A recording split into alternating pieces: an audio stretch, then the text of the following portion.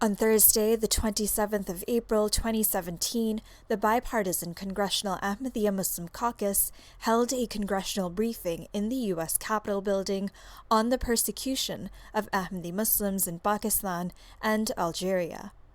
Entitled Recent Trends and Developments in Global Persecution of Ahmadi Muslims, the event drew dozens of attendees, including representatives from the U.S. Congress, the U.S. State Department, the U.S. Commission on International Religious Freedom, NGOs, and media.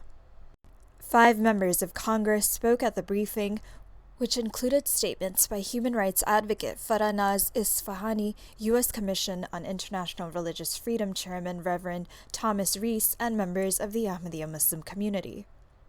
U.S. Representative Peter King of New York, who is the Republican co-chair of the Congressional Ahmadiyya Muslim Caucus, had the following to say. I feel it a great privilege to be co-chairman of the caucus in the Congress. It's a bipartisan issue. We don't, as Congressman Johnson knows, we don't agree on everything in the Congress, but this is one issue where there is really a unanimity. The fact in Pakistan, where you're not allowed the full exercise of your rights. My understanding is that even to vote, you have to say you're not Muslim, declare yourself a non-Muslim. That's the type of religious intolerance that really cannot be accepted. Members of Congress were keenly aware of and deeply troubled by persecution of Ahmadis in both Pakistan and Algeria. U.S. Representative Jackie Speer of California, who is the Democratic co-chair of the caucus, said the following. And we know fully well that religious freedom is enshrined in our Constitution. We believe passionately about protecting religious freedom in this country. It's important for us to draw attention to the fact that recently in Algeria, there has been an intensive legal and media campaign against the Ahmadiyya population there. So much so that it resulted in the arrest of the national Ahmadiyya president, Mr. Mohammed Fali, to a student who was jailed in Algeria for charges that he was supporting terrorism because he posted a video exposing the brutality of ISIS. In Pakistan, as we know, the legal discrimination against the Ahmadiyya community is gross. The fact that you cannot vote in Pakistan unless you denounce your faith is repugnant to us, and I'm sure is repugnant to you. And last December, at the Ahmadiyya headquarter office in Rabwa, it was raided by armed members of the Punjab province police. So you are, as a religious group in many countries outside of the United States, being challenged in your faith. And it's incumbent on those of us in Congress to speak up about these violations.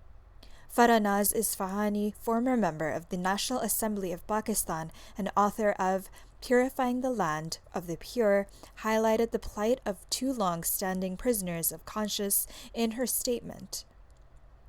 One of the most recent cases of persecution against Ahmadis relates to the arrest, detention, and sentencing of Mr. Abdul Shakur, an 80-year-old optician, for propagating the Ahmadiyya faith. So on December 2, 2015, Punjab government's counter-terrorism department, accompanied by Pakistan's elite force, raided a symbol bookstore owned by Abdul Shakur and arrested him for selling Ahmadiyya literature. He was sentenced to 5 years imprisonment under Penal Code Section 298C and 3 years under the Anti-Terrorism Act. Blasphemy and terrorism charges have also been brought against Mr. Tahir Mehdi, the editor of the Ahmadiyya Muslim community's daily newspaper, Al-Fazl, a 102-year-old publication. In order to register and vote in Pakistan, each citizen must complete a form stating his or her religious affiliation. Ahmadi Muslims must declare that they are not Muslim on this form in order to vote. As a result, hundreds of thousands of Ahmadi Muslims, if not far greater, are disenfranchised. And I would beseech all of you to get behind this. The Ahmadiyya community must be allowed to vote. It is a human right. Other members of Congress spoke out forcefully for religious freedom. I think that it's time now for human beings to wake up and start appreciating all of our differences and respecting our differences and allowing each one of us to live in peace and harmony. We can assure you that we will be wedded around the need for enhanced action and response by a democratic nation who holds as one of its special tenets is the freedom of religion, to live your religion, to worship your religion, to honor your religion, to teach your religion, to spread the faith of your family members, and to honor your religion. And so I'm delighted of this conference, and I look forward to continuing to work with all of you to uphold and pride ourselves in the fact that cannot be disputed. Human rights is religious rights, and religious rights are human rights. We know that you support a peaceful Islam that is community-focused and thoughtful, and we know that we can do this together.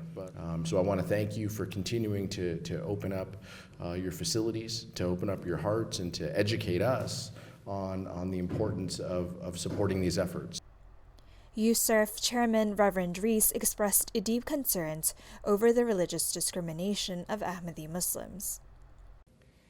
USERF's 2017 annual report, which we actually released yesterday, makes clear our deep concern about religious prisoners of conscience and solidarity with them.